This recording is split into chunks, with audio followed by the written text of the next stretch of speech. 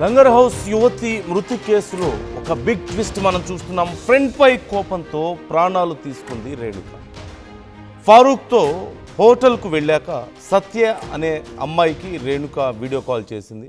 Video కాల్లో ఇద్దరి మధ్య గొడవ జరిగింది. రేణుక ఫుల్గా మద్యం తాగి కాల్ చేసిందంటూ సత్య చెప్తున్నాడు. ఈ నేపథ్యంలో కొన్ని రోజులుగా రేణుక సత్య మాట్లాడుకోలేదంటూ తెలుస్తోంది. ఈ నెల 2న సత్య బర్త్డే కావడంతో వీడియో కాల్ చేసింది రేణుక.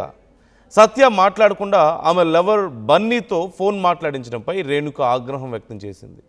నువ్వు మాట్లాడకపోతే చచ్చిపోతానంటూ సత్యని బెదిరించింది.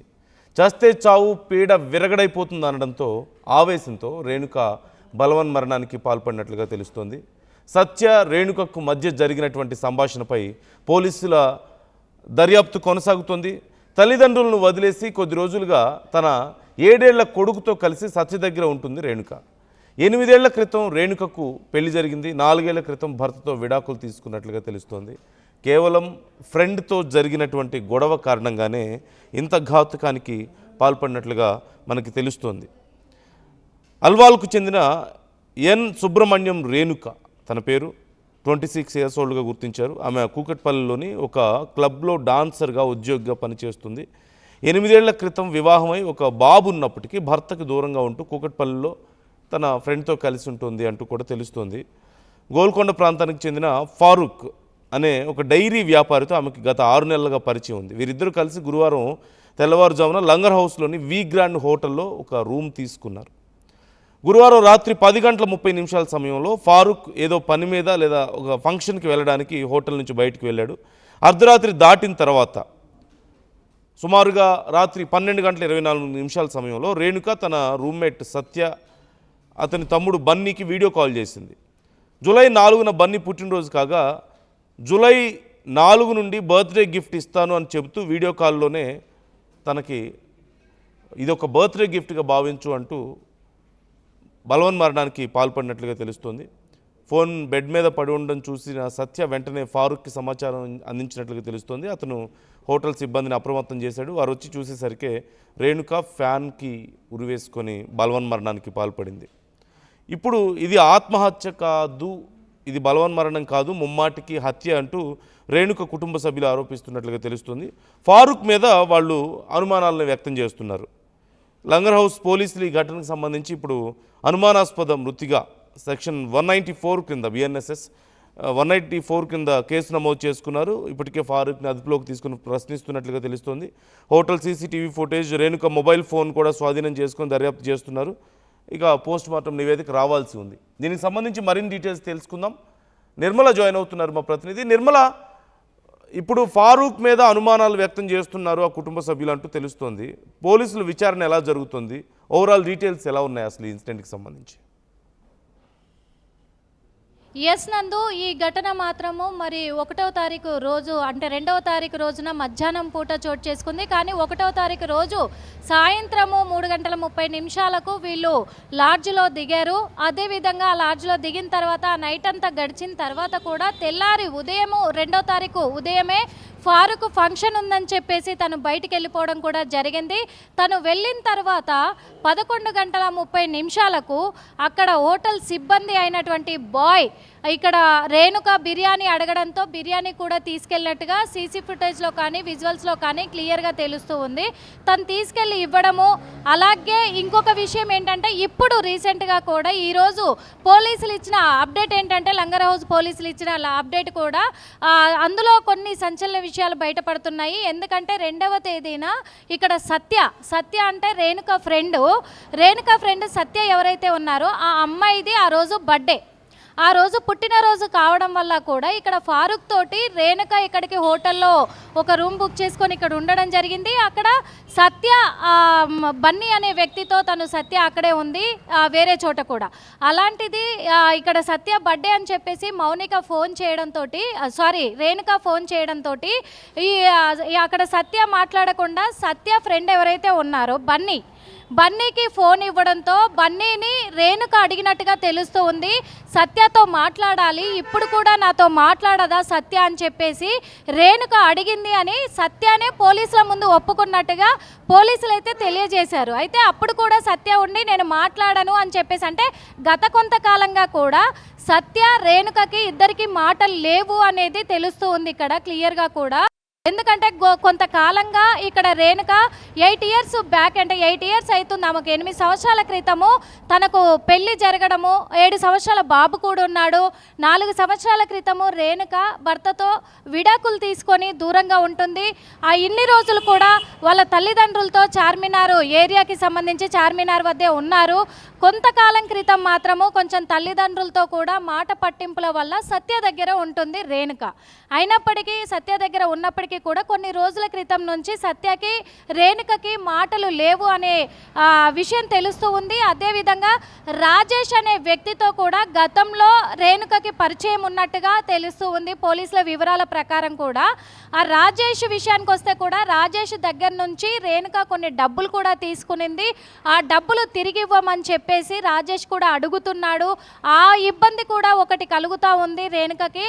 ఆ విషయంలో కూడా తను మానసిక వేదన అనుభవిస్తూ ఉన్నట్టుగా అనుమానాలు వ్యక్తమవుతున్నాయని పోలీసులు తెలియజేశారు.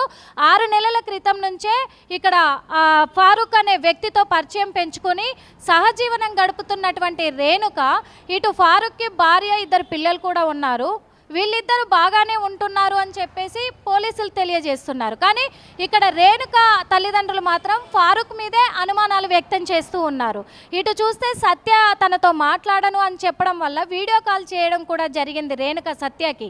వీడియో కాల్ చేసినప్పుడు సత్య ఉండేసి లేదు నన్ను సతాయించొద్దు, నేను మాట్లాడను అని చెప్పడంతో అప్పటికే రేణుక కొంచెం మద్యం సేవించి ఉన్నట్టుగా కూడా తెలుస్తూ ఉంది అని సత్య పోలీసులకు వివరించినటువంటి వ్యాఖ్యలు ఇవన్నీ కూడా పోలీసుల దృష్టిలో ఉన్నాయి. పోలీసులు కూడా చెప్తూ ఉన్నారు సత్య డ్రింక్ చేసి, అంటే మద్యం సేవించి ఉంది అప్పటికే. ఎందుకంటే పోలీసులు అక్కడికి ఘటనా స్థలానికి చేరుకున్నప్పటికే అక్కడ ఫుడ్కు సంబంధించిన ఐటమ్స్, అలాగే మద్యానికి సంబంధించినటువంటి ఐటమ్స్ కూడా మేము గుర్తించడం జరిగింది. అక్కడ మద్యం బాటిళ్లను కూడా గుర్తించడం జరిగిందని పోలీసులు కూడా చెప్పడం జరిగింది.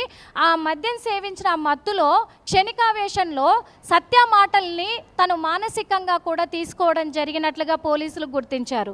అలాంటిది సత్య ఉండి లేదు నువ్వు మాట్లాడకపోతే నేను ఇక ఉండను అని చెప్పేసి రేణుక అంటే, ఇక్కడ సత్య ఉండి ఇంకా అదే చేసుకో, ఇంకా నాకు నీ నుంచి టార్చర్ తప్పుతుంది అని చెప్పేసి సత్య మాట్లాడినట్టుగా పోలీసుల దగ్గర సత్య కూడా ఒప్పుకున్నట్లుగా పోలీసులు కూడా చెప్పడం జరిగింది. ఆ క్షణికావేశంలో నీ బర్త్డే గిఫ్ట్గా నేను ఈ లోకం నుంచి వెళ్ళిపోతాను చూడు అని లైవ్గా తను ఈ బలవన్మరణానికి పాల్పడ్డట్టుగా, అలాగే సత్య కూడా స్క్రీన్ షాట్ తీయడం కూడా జరిగింది. వెంటనే స్క్రీన్ షాట్ తీసి ఫారూక్కి కాల్ చేసి ఫారూక్కి విషయం అంతా చెప్పడంతో ఫారూక్ వెంటనే ఆ లాడ్జ్ యాజమాన్యానికి కాల్ చేసి ఆ తర్వాత మొత్తం కూడా ఇక అక్కడికి వాళ్ళు వెళ్ళడము, చెక్ చేయడం ఇదంతా జరిగింది. ఇదంతా కూడా క్షణికావేశంలో జరిగిన విషయము. ఇక్కడ రేణుక విషయానికి వస్తే రేణుకకు 7 సంవత్సరాల బాబు ఉన్నాడు. ఇప్పుడు ఆ బాబు అనాథ అయిపోయాడు. రేణుక ఒక పబ్ డాన్సర్గా కూడా చేస్తూ ఉంది. అది కింగ్ అండ్ క్వీన్ పబ్లో కూడా తను డాన్సర్గా చేస్తూ ఉంది. కాకపోతే ఇక్కడ తను భర్తకు దూరం అవడం ఒకటి మానసికంగా వేదన అయితే, అంతకు ముందే పరిచయమైన వ్యక్తులతోటి వేదన మొదలవుతే ఇటు సత్య వేదన కూడా ఒక రకంగా కారణమే అని పోలీసులు చెప్తూ ఉన్నారు. ఓ పక్క తల్లిదండ్రులు కూడా తను బలవన్మరణానికి పాల్పడలేదు, పాల్పడేలాగా వీళ్ళు చేశారు అని చెప్పేసి తల్లిదండ్రులు కూడా ఆరోపిస్తున్న విషయాలు. ఈరోజు చూసుకున్నట్లయితే ఇటు సత్యాని, అటు గతంలో పరిచయం ఉన్నటువంటి రేణుకకు పరిచయం ఉన్నటువంటి రాజేష్ని, బన్నీని, ఇటు తల్లిదండ్రుల్ని అందరినీ కూడా లంగర్ హౌస్ పోలీసులు అయితే ఈరోజు పిలిచి విచారించే అవకాశాలు కనిపిస్తూ ఉన్నాయి.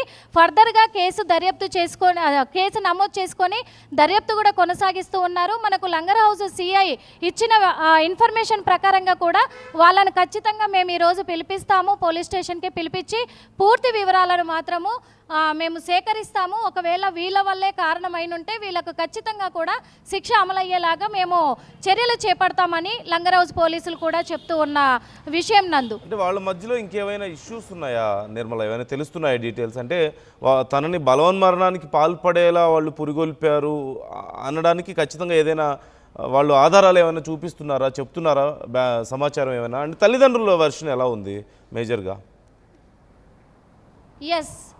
ఎస్ నందు, ఎందుకంటే ఇక్కడ సత్యతో వీడియో కాల్ మాట్లాడినప్పుడు చాటింగ్, వీడియో కాల్ మొత్తం కూడా ఇక్కడ రేణుక ఫోన్ నుంచి పోలీసులు సేకరించడం కూడా జరిగింది.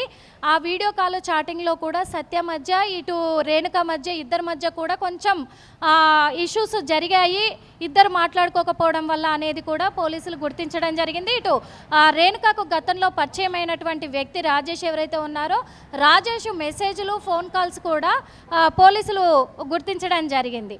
వాళ్ళు డబ్బులు ఇవ్వాలి, ఎందుకంటే మా నుంచి విడిపోయావు, ఫారూక్తో నువ్వు రిలేషన్లో ఉన్నావు కాబట్టి మా డబ్బులు మాకు ఇవ్వాలి అని చెప్పేసి ఫోర్స్ చేస్తున్నట్టుగా కూడా గుర్తించడం జరిగింది. ఇంకో విషయం, ఫారూక్ విషయానికి వస్తే, ఫారూక్ ప్రస్తుతము పోలీసుల అదుపులోనే ఉన్నాడు. ఫారూక్ చెప్తున్న విషయం ఒకటే, నేను రేణుక బ్రదర్కి కానీ రేణుక తల్లిదండ్రులకు అందరికీ నేను బాగా తెలుసు, అందరూ నాతో మాట్లాడతారు, అందరితో నేను చక్కగా ఉంటాను, రేణుకకు నేను చాలాసార్లు ధైర్యం చెప్పుకుంటూ వచ్చాను, వాళ్ళకి ఇవ్వాల్సిన డబ్బులు ఇచ్చేద్దాము, నువ్వు ఆవేశపడకు, ఎందుకంటే చాలాసార్లు తనకు ధైర్యం చెప్పినట్టుగా పోలీసుల ముందు ఫారూక్ ఒప్పుకున్నట్టుగా మనకు లంగరాజు సిఐ కూడా నిన్న చెప్పారు, వీడియో ముఖంగా కూడా చెప్పారు వాళ్ళు. అందుకు ఫారూక్ను ఇప్పుడు ప్రస్తుతం అయితే అదుపులోనే ఉంచారు. ఈ ఫోన్ కాల్ డేటా ప్రకారంగా కూడా మొత్తం విచారణ కొనసాగిస్తూ ఉన్నారు నందు. Right, thank you Nirmala, thanks for the details. మొత్తం మీద సత్య రేణుక మధ్యలో ఏం జరిగింది ఎగ్జాక్ట్గా? కేవలం సత్య మాట్లాడినందుకే రేణుక ఇలా బలవన్మరణానికి పాల్పడిందా వాళ్ళు చెప్తున్నట్లుగా? లేదు అంటే రేణుక కుటుంబ సభ్యులు అనుమానాలు కొన్ని వ్యక్తం చేస్తున్నారు. ఆ కోణంలో కూడా ఇప్పుడు విచారణ జరుగుతున్నట్లుగా తెలుస్తుంది. కొంత ఫినాన్షియల్ ట్రాన్సాక్షన్స్ ఉండుండొచ్చు అనే అనుమానాలు ఇక్కడ చాలా క్లియర్గా కనపడుతున్నాయి. ఇప్పుడు ఫారూక్ ఇన్వాల్వ్మెంట్ ఏంటి అసలు ఈ విషయంలో? ఫారూక్ ఆ టైంలో నిజంగానే నార్మల్గా బయటకు వెళ్ళాడా, లేకపోతే ఇంకేదైనా ప్లాన్ ఉందా? ఇలా అన్ని కోణాల్లో విచారణ చేస్తున్నారు. సత్య రేణుక మధ్యలో ఉన్నటువంటి చాట్ హిస్టరీ, కాల్ హిస్టరీ తెప్పిస్తున్నారు. అలాగే ఫారూక్ రేణుక మధ్యలో ఎలాంటి ట్రాన్సాక్షన్స్ ఉన్నాయనే దానికి సంబంధించిన డీటెయిల్స్ కూడా గ్యాదర్ చేస్తున్నట్లుగా తెలుస్తుంది. మీ అభిప్రాయాలను కూడా కామెంట్ చేయండి ఈ అంశానికి సంబంధించి. మీకేమనిపిస్తుంది మొత్తం ఇన్సిడెంట్ గురించి విన్న తర్వాత?